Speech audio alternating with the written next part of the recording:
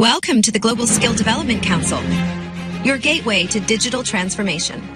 We are an independent, vendor-neutral ISO IEC 1024 accredited certification body committed to helping individuals and organizations stay future-ready in a rapidly evolving world. GSDC is accredited by the Accreditation Board for International Certification Bodies, ABICB. For 10 years, we've certified more than 100,000 professionals across Europe, North America, Asia, and Africa, with our offices in Switzerland, the United States, and Singapore. Our programs are recognized by leading publications and podcasts, including Forbes, Tech Target, People Managing People. We offer 100-plus globally accredited certifications across emerging and in-demand domains like generative AI and emerging technologies, HR and learning and development, project management and agile Scrum, ISO and quality management, information security. Each GSDC certification is designed to empower professionals with confidence and help organizations stay competitive in a fast-changing landscape. Every certification is crafted with insights from 100-plus global advisory board members representing top universities and leading industry experts. Our certified professionals are trusted by 500-plus multinational companies, which help unlock better roles, faster promotions, and delivering cutting-edge expertise. We partner with 100-plus authorized training partners and 50-plus universities, supporting talent across all career levels, from entry-level to executive leadership.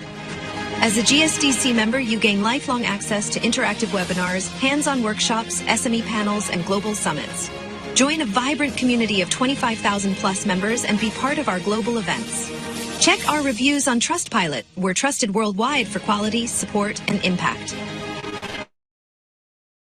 Whether you're aiming higher or building tomorrow's talent, GSDC is your partner in purposeful growth and impactful leadership. Visit our website to explore our offerings. GSDC, share the best practices and learn from the best practices.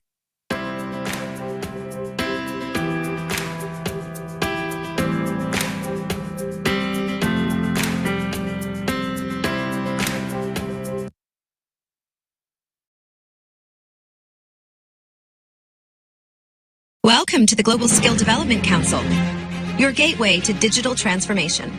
We are an independent, vendor-neutral ISO IEC 1024 accredited certification body committed to helping individuals and organizations stay future-ready in a rapidly evolving world.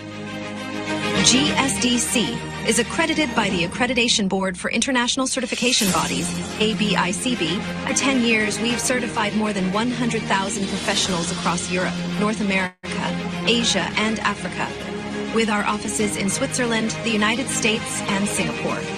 Our programs are recognized by leading publications and podcasts, including Forbes, Tech Target, People Managing People. We offer 100-plus globally accredited certifications across emerging and in-demand domains like generative AI and emerging technologies, HR and learning and development, project management and agile Scrum, ISO and quality management, information security. Each GSDC certification is designed to empower professionals with confidence and help organizations stay competitive in a fast-changing landscape.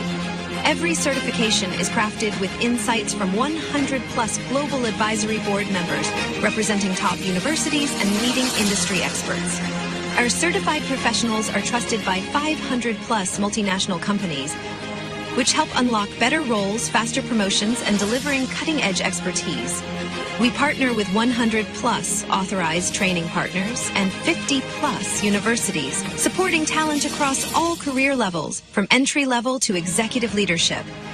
As a GSDC member, you gain lifelong access to interactive webinars, hands-on workshops, SME panels, and global summits. Join a vibrant community of 25,000-plus members and be part of our global events. Check our reviews on Trustpilot. We're trusted worldwide for quality, support, and impact. Whether you're aiming higher or building tomorrow's talent, GSDC is your partner in purposeful growth and impactful leadership. Visit our website to explore our offerings. GSDC, share the best practices and learn from the best practices.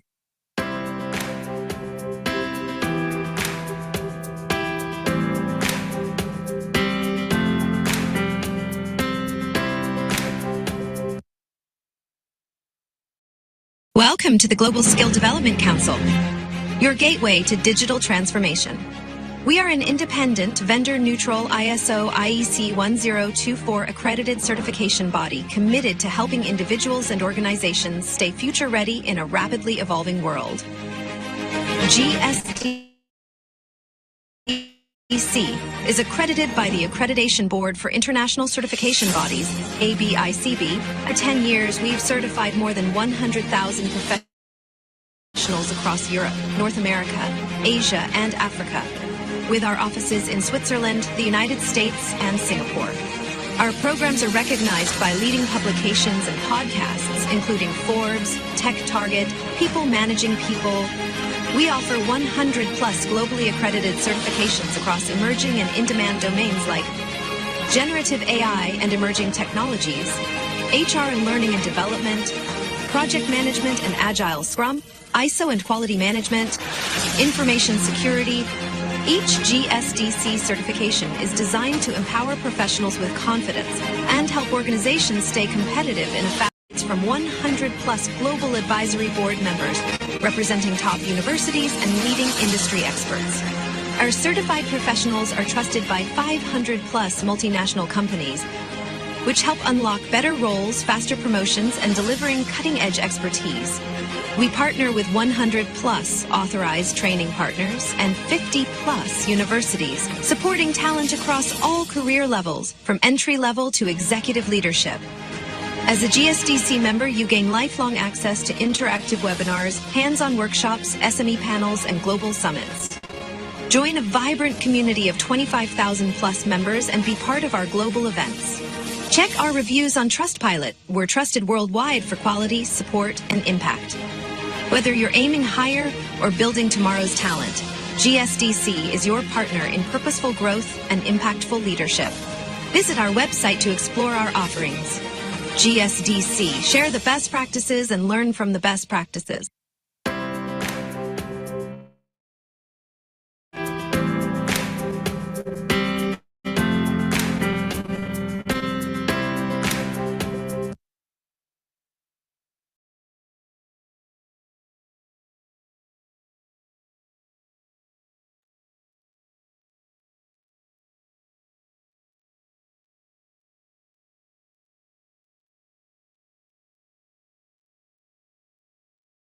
Good morning, good afternoon. Welcome everyone to the new series of the ISO session. We really have been pleased to just tell that the series has been going really good for a while now. And yes, welcome to today's session. Quick heads up, this is an interactive space. So if you have any question, thoughts, drop them in the chat. And if something clicks, then feel free to send an emoji. And allow me a minute as I share my screen.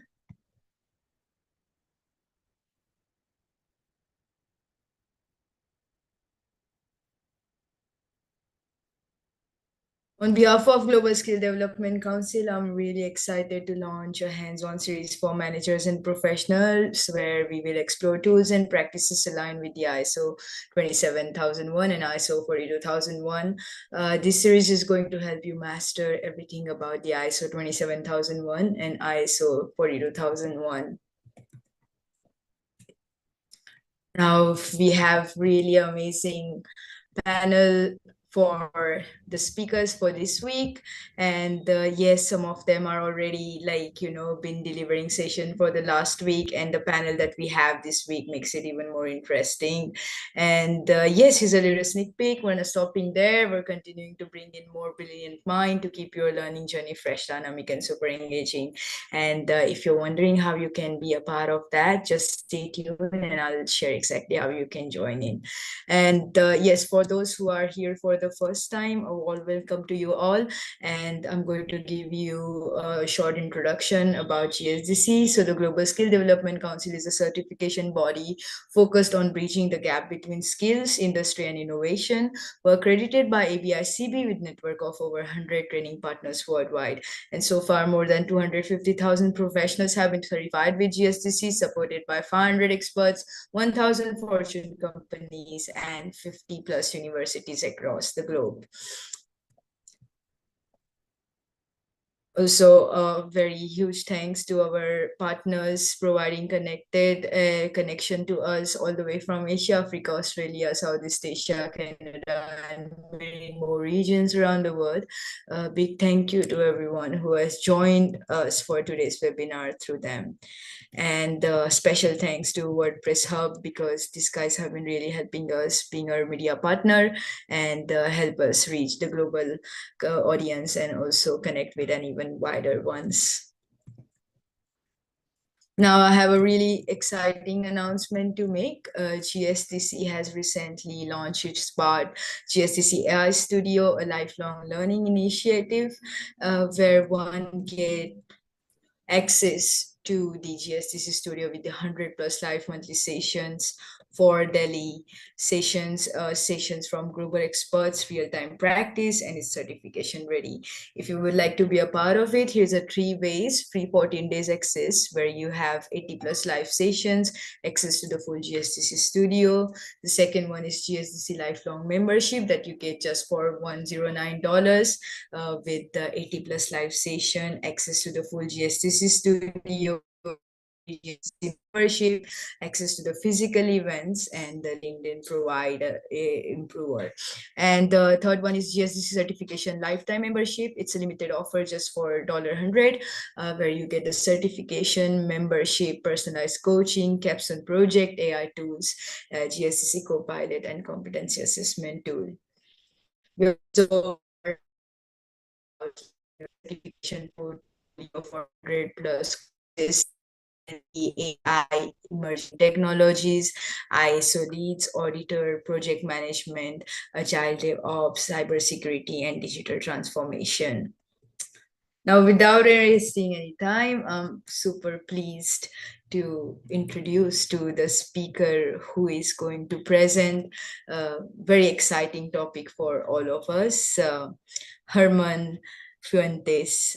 And yes, the best thing about Herman is that he's a vintage engineering expert focused on bridging the gap between compliant modern software delivery. After leading security and engineering teams in regulated environments for a decade, he's now helping organizations to automate governance workflow, controls, and evidence collection so that they can stay secure and compliant without slowing teams down.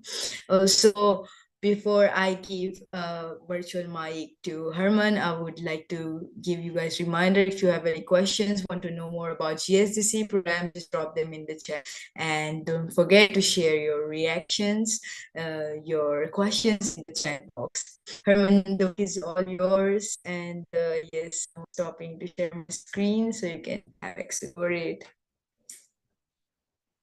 Hello, everybody. Let me see. Can you see on my screen? Yes, we can see your screen. Okay, very good. So, first of all, I'm very happy to be here, sharing some thoughts, and I would like, let me see, to start by thanking the GSDC team for the opportunity, to be sharing this webinar, and for giving me the opportunity to be here with you. Before I jumped into the details of how can we make faster our approach to governance and while keeping quality in mind, right? I would like to bring you to the origin of these ideas that I will be presenting today. And just imagine for a moment, it's Q4 into the year, and we had quite an extensive audit coming in. At the same time, we had very tight deadlines with customers, and it was this realization, okay, engineering cannot do both. So the idea was, that I would enter to help them with the audit. I would be representing engineering, but engineering could not be involved. So just imagine the situation, right? And it was possible because I had access to all the APIs, that I could see what was running on production. I could see what was encrypted. I could see the network setup, right? So, and then I could also inspect their processes. So in the end, I was able to handle all these conversations with the auditors. I was able to present ways of working. I was able to present all the controls. And something very interesting happened at the end, which is the majority of the teams were not even aware that there was an audit ongoing. They passed it. And the only teams that at the end got to know there was an audit were those that had some gaps, some findings. Right? So at the end, that audit was completed with a very satisfactory outcome for all the teams. And just imagine the praise and the reaction of all those engineers that found out that they passed the audit without being involved, right? Without having to go through all the stress. And then once I had that outcome, for me, that was a clear sign that we can automate a lot when we look at compliance. And then the interesting question was, okay, if all the effort that we put today on manually testing compliance, we could put it back into managing risk and governance, what could happen? And that question, what would happen, is what we're going to be looking at here. First, any conversation today that talks about AI comes from engineering. There can be a couple of assumptions or misunderstandings that I would like to clear, right? So, first of all, this conversation is not about AI replacing you or replacing me. There is no negative connotation here to the use of AI. The other way around, to help us to be more effective. At no point, right, the target is to eliminate human judgment. And at no point the target would be to just take without oversight. The other way around. We need more judgment and more oversight. Okay. And definitely it is not a talk about technology solving all the problems that we have in security, right? In security, there is people, there are processes, there's of course technology, right? And we need to have a strategy that covers all those. What this talk is about shortening the feedback loop whenever we do a change in our governance, whenever we make a decision in our approach to managing risk. And for that, what we need to see is that our ISMS and AI governance is going to define how do we approach AI and automation. And I want the outcomes of these activities in automation to improve our processes for governance, to improve our ability to make risk-based decisions. And as you see, we are creating this feedback loop, right? Where we can then see how changes in governance impact AI and automation that impact risk that improve at the end governance.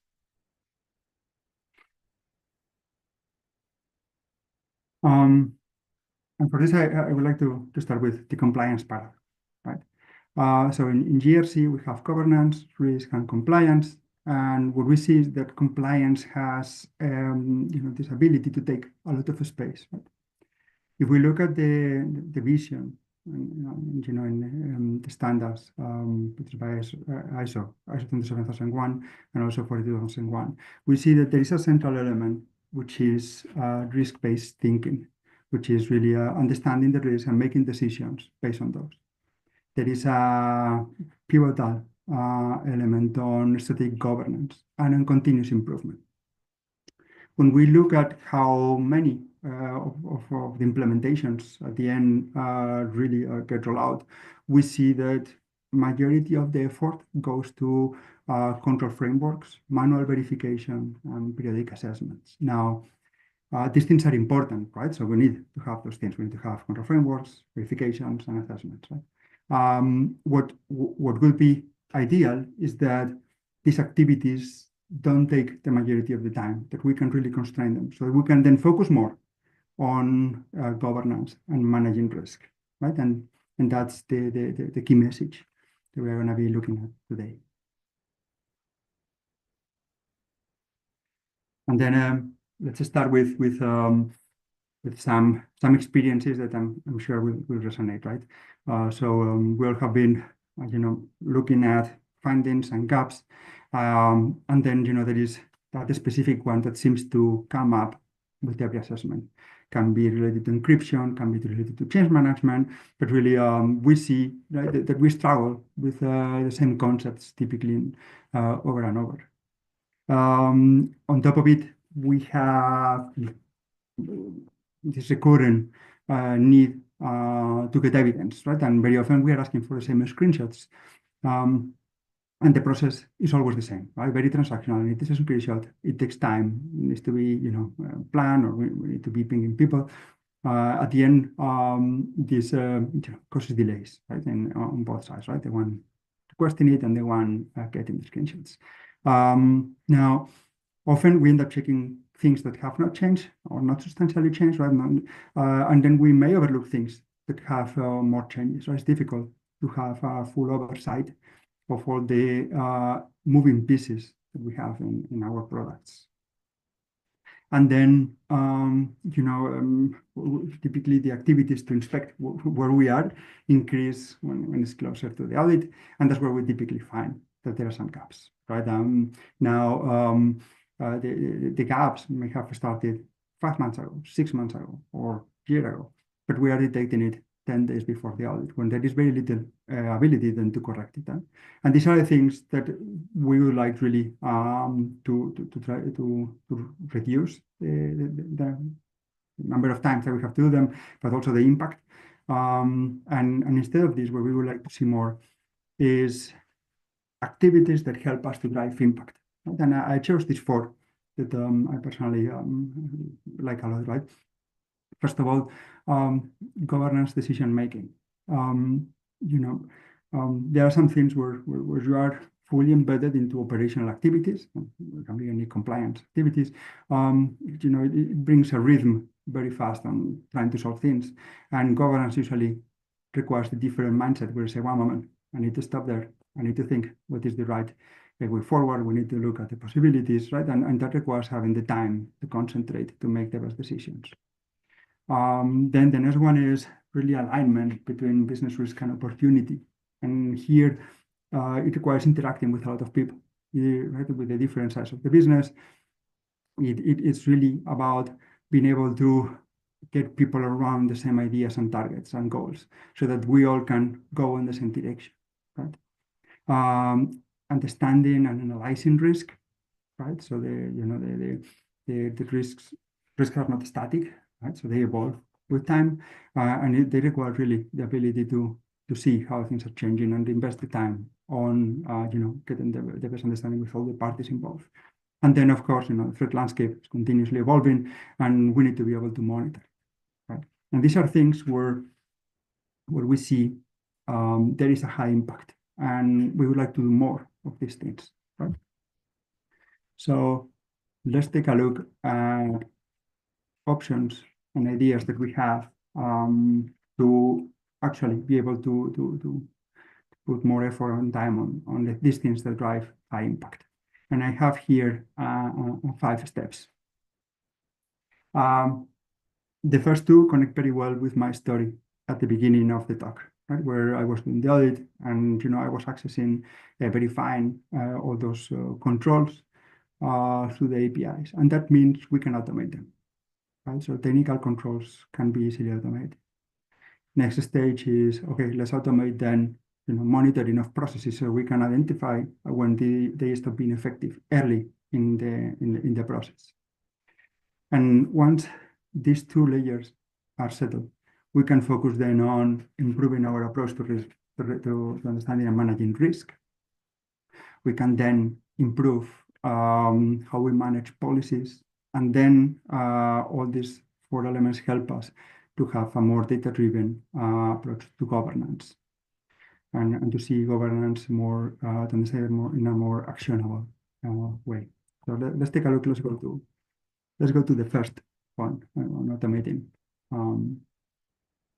controls. And here, typically, we all are interacting with engineering, and the audits can be very painful for those ones being audited, right? And then there is a simple concept that helps me to have this type of communications with them, because engineers may not be used to how audits work, but they are very well used to test plans, right? The testing the software, testing the products. And something that helps them to change the mentality and approach, and to really be looking more into ways to automate all topics on compliance, is to help them to understand that audit is really a test plan, right? And the thing is run once a year typically. It's done by hand and involves a lot of people, right? But in the end, still a test plan, and everything they know on how to automate tests can apply here. And we're going to be looking then at 3 key elements on to achieve this automation. First of all, we are going to look at having security controls as product features. We are going to be looking at how would they automate tests and how would we then run them continuously through our CI/CD pipelines. So this that you are seeing on the screen is how engineers structure their features. Right? So it's a common pattern on structuring information that they are used. Now, this pattern is usually not used when we talk about compliance and security, right? And just by taking the pattern, we are already bridging a lot of gaps and helping them to understand that security is not that different from anything else that they do. So the first element, and this typically comes as a surprise for engineers, is really that we need to consider security officers, auditors as users of our product. Now, it doesn't mean that they need to access the product itself. It's not an end user, right? But they need to be able to get information on the resources, the assets that are there. And normally, engineers think of, we are taught to think of security and compliance as non-functional requirements. But the interesting thing is that we can define functional flows that help us to gather that data that the security officers need. And here is an example. Let's see. So here, for example, security officer needs to access the list of databases. Why is that? Because they need to verify that the databases are encrypted. And very important, we should describe what is the threat that we are trying to prevent, right? And this is a very simple protection to help against a data breach. Right? So if the database was not encrypted, just copy the database and you have a problem. And this shows, an approach where by looking at an asset inventory with all our databases, where we can have all the information on encryption, we can then suddenly cover, this requirement without needing a specific screenshot or a transactional one-off request. We can have all this data updated on a regular basis. And more importantly, they understand then well what is being looked for, where the security officer is checking. It is important because as companies evolve, they end up having to comply with multiple standards, multiple different types of audits, and at some point it's difficult to understand. Okay, what are all the things that we need to do to be really compliant and secure? Exactly. So let me see. Okay. Let's go then to the second element on automating tests. And here it's important to understand that there is a super good alignment between compliance and TDD. TDD means test-driven development. And it's an approach that engineers often use to implement features. Very high level, it just means that you are swapping the order of your activities. Normally, you would think you develop something, then you test it. And in TDD, you write your test and then implement so that you confirm that your test is successful. Okay, so it's changing the order. And this is very interesting from a compliance perspective, because typically when you have technology controls, those are well known upfront, and you can have your test cases. So a developer-first approach would be to have your test suite of controls that you want to implement in your product. And you are, for example, you are doing your proof of concept, or you are in your development. And as you develop, as an engineer develops, they're going to see that some of the tests become red. For example, they create a new database and they forget to encrypt it. Some tests become red. Right? And we can bring these alerts at the time where they are developing, right? So we don't need to wait a very long time for deployment or anything, meaning the feedback loop for them is much shorter, and they can do from the very first step a compliant product. Now, one thing that is very important, and here I have seen already from experience some negative scenarios, right? Where instead of testing what is the outcome, the test focuses on how. And I'm going to give you an example, right? So maybe in your companies, if you're using S3 buckets, and you expose those to the internet. So your one requirement there would be that you encrypt the data in transit.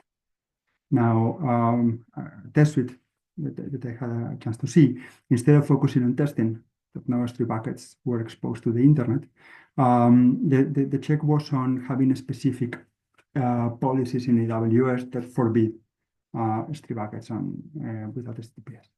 Now, this change, testing the how versus the what, meant that test tend to break. Not all the teams were using the same way to verify those properties. It means there was friction. Whereas if you have focus on the what, S3 bucket expose without HTTPS, then suddenly it's more resilient to change, and we have less conflicts within the teams. And then what we see is, if you start introducing those controls on existing product, the first finding that we are going to detect is that controls that we thought were well established, they were not that well. They were sometimes well established, but sometimes somebody had disabled it because there was a problem, or it was configured but not enabled. So we would see that there are gaps, right, in our layer control layers of controls. You can think of it like a cheese that has holes, right? And once we start to automate, suddenly what we see is that those controls that are automated start to be applied the same way to our resources, and that means that we have very good possibilities to build this idea of multiple layers that help to protect assets. So that if one fails, then the rest are still there, and they can protect us, right? And this is this model aligns very well with this idea of testing security controls. And then, of course, sooner or later, some controls will fail. We will see something not working well, and it's important that we give enough guidance on what was the threat, what are we trying to solve, because the situations may change, and then the engineers need to be able to assess. Okay, the test has failed, but now the situation is different. To give an example, the S3 buckets at the beginning had to be, you need to opt in for encryption, and there's a point where it's by default encrypted. You see, the context has changed. And for that, it's important to have enough context and information to manage the failure of the test, right? Okay, now we already have a way to test controls for the developers, right? And at the development time, we know that they are effective. Now, the idea is the same way that engineers target as an aspirational objective to deploy 1,000 times a day, we should then have the same objective, testing our technology controls 1,000 times a day every time there is a deployment. And this is the typical flow that we have in a pipeline, right? So first, whenever there's a change, we code, then the software it's built, tested, deployed, and then we monitor. And here, what we want to do is to embed the verification of our controls in two phases: test phase and the monitoring phase. And let me give you an example, right back to the databases. If somebody configures in infrastructure as code a database without encryption, even before deploying, we want to be able to tell them, hey, you forgot encryption, and here is how you would configure it. Okay, that means that we have reduced to a minimum the time to fix a issue in a control. Now, this helps to maximize velocity for the engineers, meaning that once they say, okay, job is done, means done, done, done from a feature perspective, from a security perspective, compliance perspective. And then that code is still deployed to production, and at some point there is a monitoring phase. And here it's important, right? So people could still access to the production environment and imagine for a moment, create some assets by hand. In that scenario, we still want to find out if this we have a gap in our security controls, right? And here we would then monitor for databases, for example, that they are encrypted. And this way we are covering both angles. One is bringing the feedback at the point in time where it's cheaper to fix issues. And the second one is if the unpredictable happens, still being able to detect that there has been an issue. And then we want to bring as many controls as possible to these two levels, right? The testing phase and the monitoring phase. And let me tell you an example. I know of a company, PCI certified. And in PCI, you need to monitor your logs in search for credit cards, so that you would then identify if you have an issue leaking card numbers to a place where you don't need them, right? And where you don't want them. So most companies approach this from an operational perspective, a very heavy monitoring on the logs, and you can end up having thousands of alerts a day that need to be checked by hand. Very big operational bug. So I know a company that actually was looking for ways to bring some of this effort to the CI/CD pipeline, to the test phase. And what they did is they changed the way their logs were managed, so that there would be attempts to break, let's say, the logging facilities to present their card numbers, and then they would inspect the logs during this build phase to understand that it was secure, and only then they would deploy to production. That means they still needed to have some level of monitoring, of course, but then it was very constrained to critical areas, right? Where you have inputs and outputs, request responses.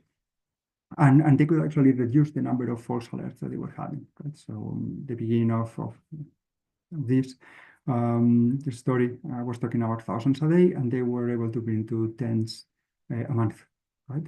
And this is a significant improvement on how are we monitoring, right?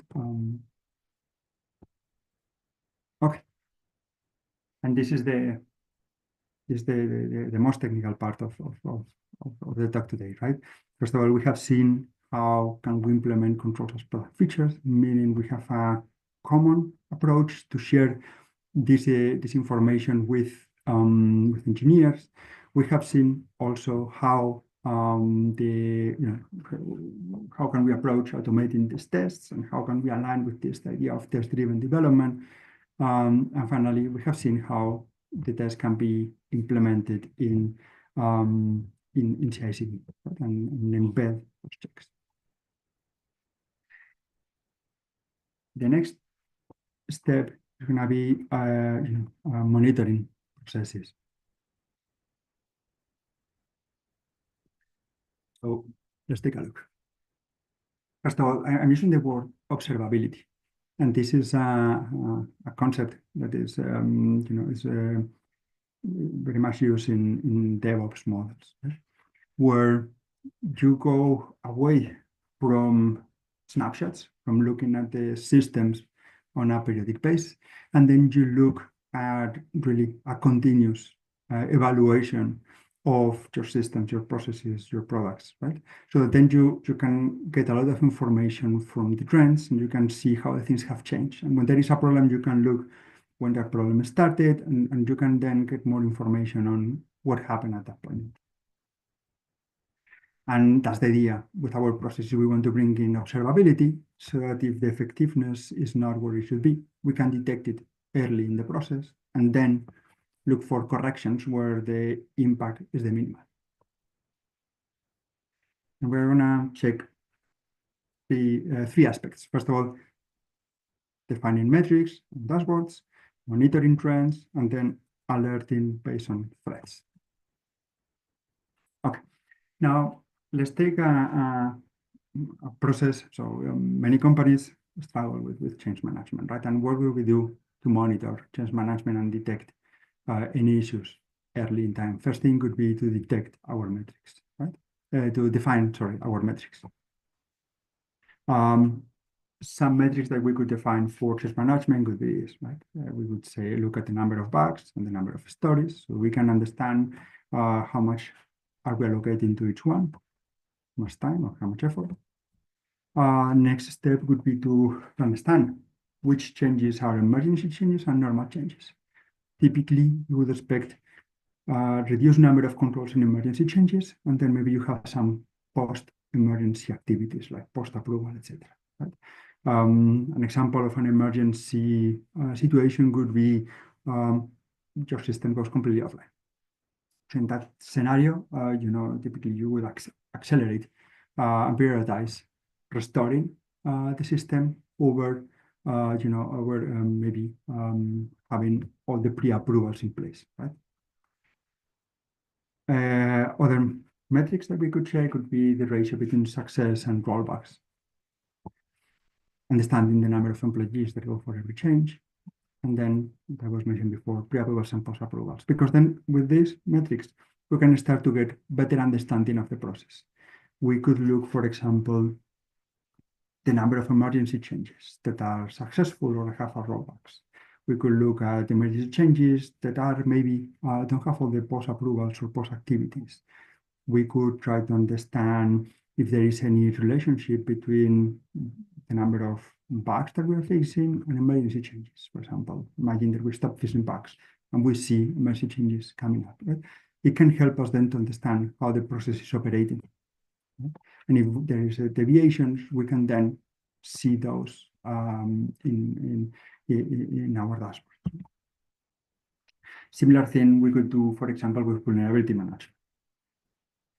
Here we would monitor, for example, the ratio of new vulnerabilities detected versus those ones that we are closed. Those ones that we close within OLE or outside of OLE. Vulnerabilities that have an exploit that is available or where it's latent, so there is no exploit available.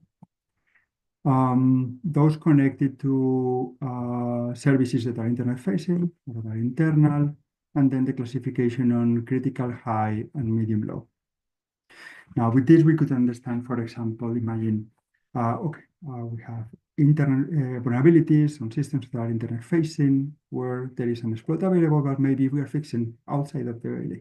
This can help us to understand much better how the process is operating. And this can be applied to any process, and it can be technology related or not. The important thing is it's much easier if the process is digital, because then all the data is automatically available. And now we're going to be monitoring trends. And here is an example. I think this is more visual with an example. So if we only look at the number of stories, it seems that it has been a 10% performance improvement. And this is interesting, right? It's a positive. As we start to put our metrics, we start to see things a little bit, the risk questions, right? For example, we see that there is only an increase in stories, but a very strong decrease on the number of bugs. Could we be in a situation where we are sacrificing quality? We know then that there's going to be a number of risks ahead of us. Let's look at more data. Okay, and now when we look at the number of incidents, we see that in parallel there has been a strong growth in the number of incidents. Okay, this is helping us to understand that the way we are managing things, has some big question marks, right? And maybe it is the right time to reassess how we're reallocating capacity to all the streets. And then, whenever there is a challenge that needs to be discussed, right? There is often this emotional bias, this impact, right? That we all have, right? This and having the data helps to reduce it and help us all to reason about the challenge and to try to explain the situation. Okay. Okay. Let's look now at alerting. This is a typical scenario that we see whenever there is, some security vulnerability, security alerts. Just imagine you come on Monday, a new vulnerability has been found, and then there is 500 of these alerts. Right? So that increases anxiety. Then it creates like a very big list of tasks to do, but there is no meaningful action. What is the, how do you approach this? What is the next step? What should you prioritize? And typically this type of alerting is not very effective. What happens is that at some point people just get used to having a lot of alerts, and then you're reducing the attention that those can get. And this would be a much interesting scenario, which is if it's having a single one instead of 500, explaining the situation. This is an event. Here is the type of threat that we have. There's an exploit available. There can be a privilege escalation, what priority and OLAs that we have, and then what is impacting on the services, on the teams, and then relevant links for information, etc. And then talking about the threat, help also to understand it better and to drive priority. And this is easier then for the teams to align on, oh, one moment, we need to address this vulnerability, we need to improve the situation. Okay, and that was on observability for processes. We define metrics and dashboards, then we were monitoring trends, and now we're also alerting on threats. Okay, now we start to go to the next level, right, where we want to be better at managing risk. And the understanding of risk is it has this strong emotional component. And you can think of it as, if you think the situation where you took more risk that you were capable of managing, automatically people start reacting differently. So, they have struggles concentrating. There is difficulties really reasoning. And here, having data help us to go back to our, to a more calm approach where we can rationalize better. And this is the intent of having key risk indicators that are automated so that we can really look at the data, understand risk better, right? And try not to get into this emotional side. We're going to be looking at identifying changes in risk very early, supporting the quantification of risk, and then shorten decision cycle. So if we think of properties that a good key risk indicator should have, and we want it to be relevant, is to mean something to us. We want it to be measurable. It needs to drive action whenever there is a change. We need to be able to understand it. It needs to be indicative of warning. And then, very important, it needs to be delivered in time. Nobody wants to see a risk indicator that becomes threat after the risk has materialized. And two types of risk indicators. One is quantitative, and here we can apply classical automation. No need to have AI, but very important. These ones are prone to be tracked, monitored, and reported in real time, and they tend to be more operational, like the number of vulnerabilities, if you want, that are still up. Whereas if we look at qualitative indicators, those ones until now we didn't have an easy way, and they had to be manually updated. And now with AI, we can really automate the collection and the updates for these qualitative indicators. Still, we normally would want to have them on a periodic basis, so we don't need it by second. And they are better on understanding trends. An example here would be, for example, employee satisfaction. Right? And here there are two key risk indicators that I find very, very insightful. The first one is, well, if we want to understand the probability of a risk, of a data breach, we could try to monitor data exposure events. And what is that? It is when we misplace sensitive data, and then the sensitive data becomes accessible without all the authorization controls. Still, in our organization, we are still in control of it, so be able to recover it, but some of the controls were not in place. The example I was using at the beginning with card numbers. We don't want to have a card number. Now, having a card number that is leaked somewhere does not automatically means there has been a breach. Right? Maybe that is something where we need to react and address before we may be in a situation where we end up losing control of that card number. And then the second key risk indicator, I think is very illustrative, is the time to detect a security incident. Because we know that the longest the time, the highest the probability, the highest is going to be the impact if that security incident materializes. Right? And this can help us to understand how able are we to address incidents in time. Now, I'm not going to enter in the details of risk quantification. This is a topic I can give for many talks, right? So, and typically, if you look high level, you're going to have three approaches. The first one where you have thresholds, where there is expert judgment. It's less, mathematical model, and it's a model that is more based on assessment by employees, right? The second one would be semi-quantitative, where you have scoring models and weighting factors, but it's really not probabilistic, and then you would have probabilistic quantification. So independently of the model that you have in your company, having better inputs is going to help you to have a more accurate output. And that's the idea with key risk indicators that update automatically.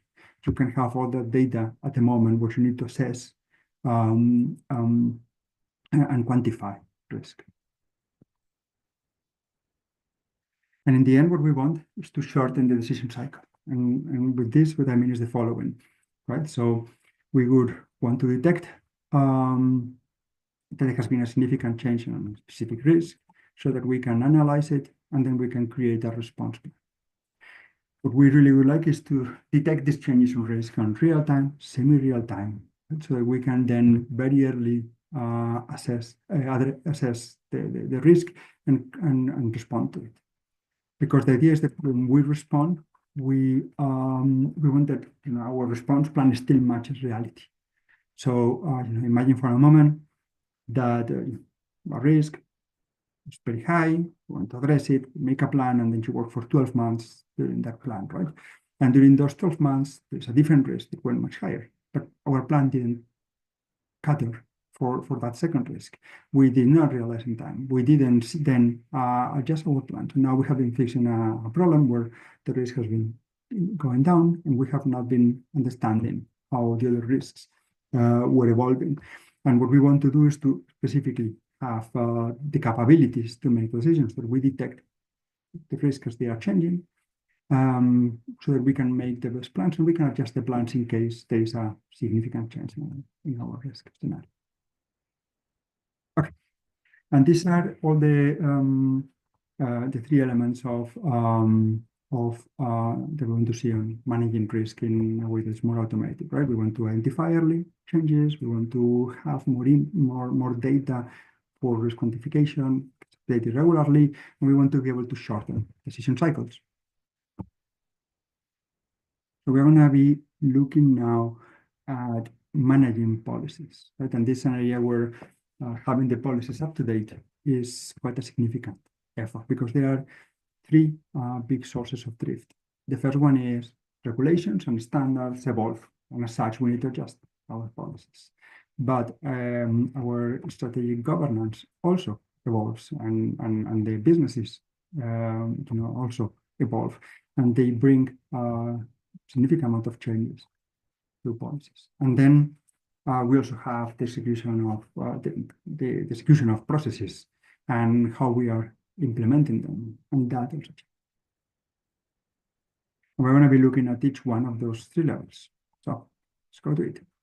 First thing, let's look at external drivers. We would have standards, and we would have also regulation.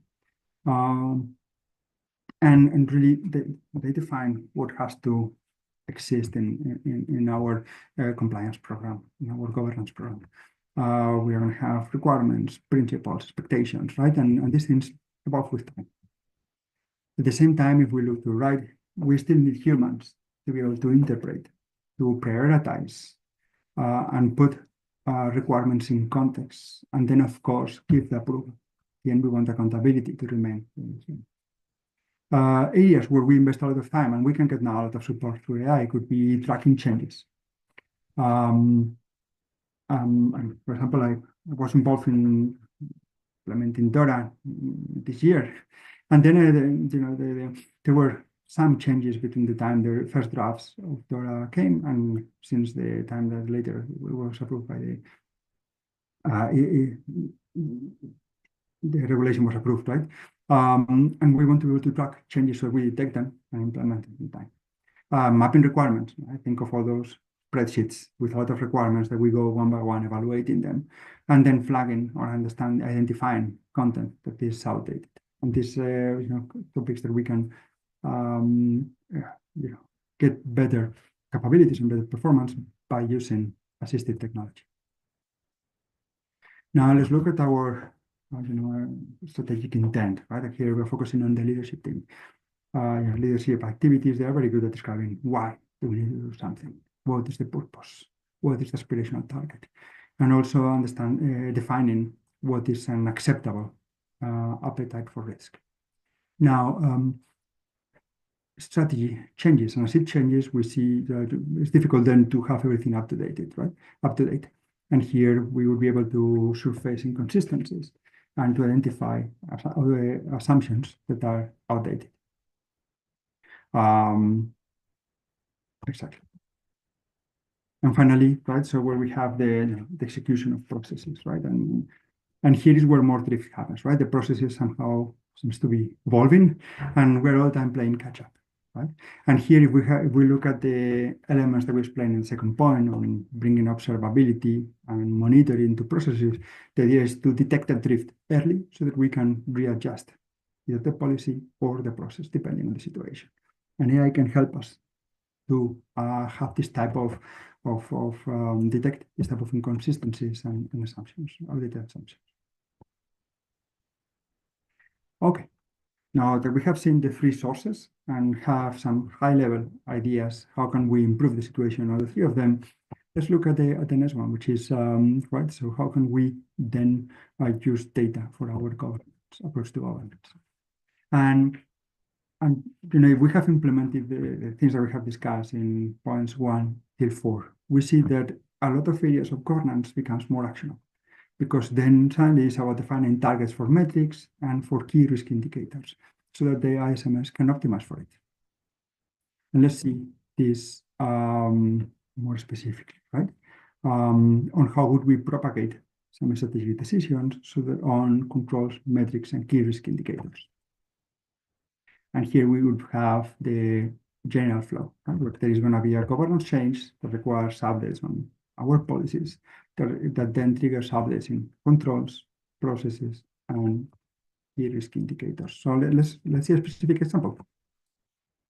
So let's imagine that we are defining a post-quantum encryption strategy. Now, this strategy is something where we need strong alignment across the company, where we need engineering, where we need to really define, very complex topic and have everybody going in the same direction. Once that the strategy is well defined, we can see then, right, that we need to bring in updates to our policies, for example. And then the system could actually detect, oh, there's a new policy, here are a new strategy, sorry, here are the policies impacted. Clear example would be the encryption policy. And it could even propose changes that are aligned with that strategy. Now, here the system could need to stop, right? Because we need, again, human interaction. First of all, the message in the policy needs to be the right one, and only a person can make that assessment. And at the end, we need to have approvals, right? So we need to have accountability on those changes. Now, imagine for a moment that we just approve the inclusion policy. And then, right, so the system starts to look at the technical controls that we have automated in step one and identifies those ones that need to be up to date. For example, we want to look at the inclusion algorithms that we use for HTTPS or that we use in our programs. As such, can also look at our processes and help us to identify metrics that need to have new targets or new metrics that we need to define or obsolete metrics that are not relevant anymore. And then we will do the same thing for key risk indicators, where we identify indicators that maybe are becoming obsolete. We have new indicators, or we have new thresholds. And this could show where we can then much faster go from making a strategic decision to be able to monitor it with some assistive support. Okay. And these are the 5 elements I wanted to present. Right, so very going back to our summary, right? If we want to have governance that can grow at the speed of our technology, what we will need to look is into these 5 elements. First of all, having technology controls automatically tested, having processes we are building in with built-in observability and monitoring, we were able to identify the effectiveness of the process on a continuum instead of a snapshot. We have better ability to make decisions based on risk because we are automating key risk indicators and we have the data in time. There is guidance, not guidance, sorry, there is support for managing policies in a way that really help us to focus on the key elements that really are very impactful and help us to expedite those ones where machine can help us massively, right? And then finally, it's about making decisions in governance that are supported by data and where we can monitor the impact of those decisions. And that's it. It has been a pleasure being here with all of you. I look forward for any questions and yeah. Excellent. So let's move on to the Q&A. Thank you so much, Herman. It was, definitely one of the sessions with like lot of insights that we got. And, I know like there is like so much to learn from you, but since our time is limited, I'm sure like all of you people who are interested in learning more about the topic that Herman is presenting to us, please feel free to reach out to him on his LinkedIn. I have kept his LinkedIn on in the chat box. And yes, with that, like let's move forward to the question and answers. And if you guys have any questions, it's your time to get it selected by Herman, and he's like willing to help you.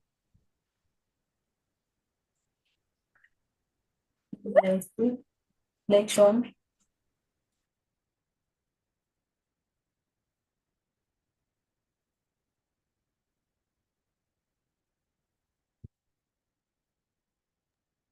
So Herman, like there was this one question. Can you explain what you mean by developer first, or what is TDD?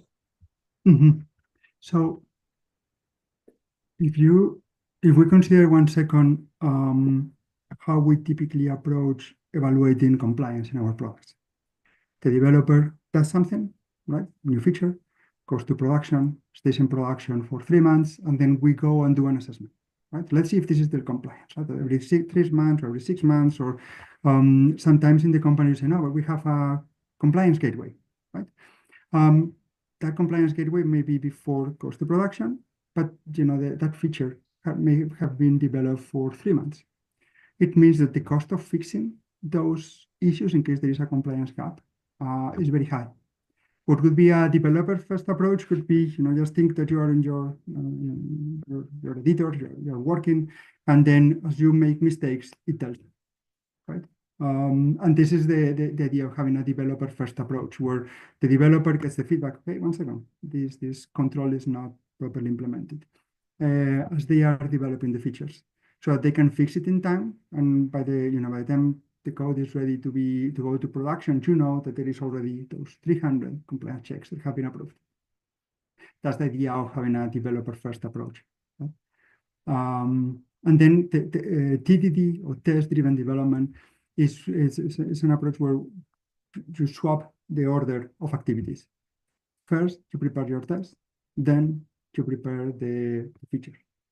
And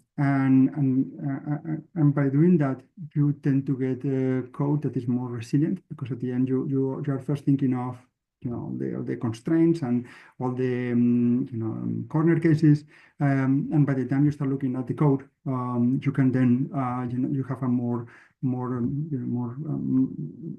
understanding of the problem, and this aligns very well with compliance checks, for example, with compliance controls. I hope this helped.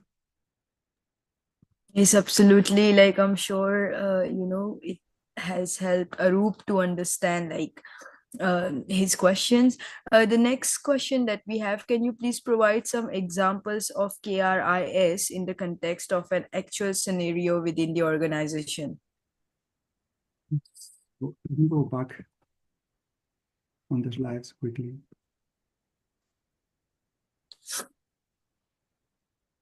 Okay, because these KRIs, I think they are very, very illustrative, right? First of all, sometimes measuring the probability of getting a KRI for a data breach is complicated, right? But we can then monitor other things in those KRIs, and one could be data exposure. A data exposure event is a situation where you misplace data. It's not a data breach, right? So imagine that you, for example, put data on a specific folder where you have a broader access, right? And that wasn't on purpose. Now data has not been accessed, or nobody has tried to take it. You detect it, fix it, and move on. But this will be a data exposure event where you have taken a higher classification of sensitiveness and put it in a place which has a lower. And by monitoring these type of situations, we can then better predict what are our risk for a data breach, right? So this KRI that is quite interesting from that angle. And the second one is really understanding, for example, how quickly can we react and respond to security incidents.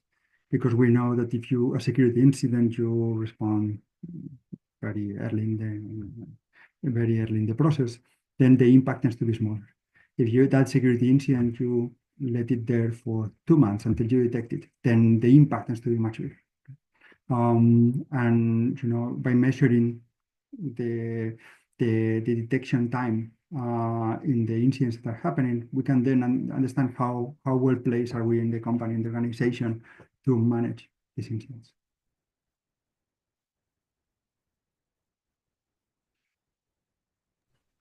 Thank you so much, Herman, and thank you so much, Siddeshwar, for this question. I hope, it answered your query about it. And from the live session, Herman, we have one more question. It's from Julie, and yes, she would like to ask you, how can organization realistically scale to 1,000 audits a day without overwhelming teams or creating audit fatigue? So the key when you're doing when we do that target of 1,000 is instead of having full audits where you go and you do everything, is that you look at smaller subsets, and you're looking into implementing micro audits. And I have here a slide that I think is going to be quite interesting. So let me see. Exactly, here it is. Because what we are starting to do is the following. Instead of saying I need to look at the complete scope of a full audit, I want to verify the controls that are impacted by every change that we do in the system. So that every time you develop a new feature, you would double check and evaluate the controls that that feature impacts. And as such, you have this situation where you do 1,000 deployments a day and 1,000 micro edits a day. It's not the same as saying you have a 1,000 3-month audit running in parallel. Now, what we are doing is micro audits very specific to the changes. And that means that, we are continuously sampling controls across all, our product and our processes, so that then if there is any drift, we would be able to detect it much easier than without waiting for that huge audit. And this is how engineers, by the way, they test the software. So whenever they do a change, they run thousands of test cases and thousands. And they do this because they know that, so there's a lot of entropy, a lot of noise, a lot of moving parts in software. And then by testing continuously, to detect the moment where you have introduced a change that has an intended effect. And that's a model that could work very well with this idea of micro audits. Well, I hope that answered your question as well, Julie. So yes, with this question, we are coming to an end, Herman. And yes, I would like to say thank you so much, everyone, for being a part of today's session. And we have gained some really incredible insights from Herman, and it's been truly inspiring. And now, before we wrap up, Herman, would you like to make any final statement about your experience with the, this session? Yeah, well, I would like to thank you again for really all for the opportunity first, and for the organization. I think it has been really an amazing experience, and I hope everybody enjoyed that as much as I did during this webinar. Mm-hmm. Of course, it was a pleasure for us as well to, get all this information from you. And yes, thank you so much once again. And before you guys go, I would like to make some quick announcement about, like, if you would like to get certificate for today's session, you can get it on gsdc.org. And all those who have attended this session, we have a 20% discount for you, and I'm sharing the link to it in the chat box. And next up, we are really excited to launch the utility tool, your portfolio making company that, like, you're going to help you get a lot of job opportunities, strengthen your professional presence, validate what you know, and open doors to the global opportunities. For those who have attended this webinar, it's completely free for them. Just all you have to do is just use the AUG 100, and this tool will take your career to the next level. And yes, we have amazing lineup for the upcoming weeks due to the holiday season just around the corner. We're limiting the lineup for the next few weeks until the new year, but I'm sure whatever you're going to learn in this is going to be 100% worth it. And this is for the GSDC AI implementation series. Amazing lineup for the 8th, 9th, and the 10th of the December. And this is our tomorrow's speaker, Alexandre Horvath, CISO at Cryptics AG. He will be giving us insightful session on implementing ISO 42000 on top of existing security and compliance framework. December 9th, 8:30 a.m. CST, 10:30 p.m. GMT. Looking forward to see you in this session as well. And now it's time to give a heads up to our referral champions. They have been really helping us, get the right audience and promote the event. If you would like to be a part of it, then you can just go to the GSDC and copy the link, share it with your colleagues, and climb up the ladder board. The top 3 leaders on the ladder get a chance to receive a complimentary voucher worth $400 from GSDC. Also, if you would like to be a part of a learning capsule, webinar, or podcast, you can reach out to me at gauri@gsdccouncil.org. And lastly, like, we would absolutely be delighted if you could be a part of the community. You can join the groups on the LinkedIn or visit our website, join the exclusive WhatsApp group where you get the updates every day. And if you could kindly share your session takeaway from today on the reviews.io, that would definitely mean much to us, and we would love to connect with you. With that, it's the end of the today's event. Thank you so much once again, Herman, for making this session so meaningful and so insightful as well. I'm sure audience had a lot of pleasure getting to know you and your overall experience as the IS officer. So yeah, looking forward to hosting you for upcoming sessions sometimes as well. And good night, everyone. Good night, Herman. See you. Good night, everyone.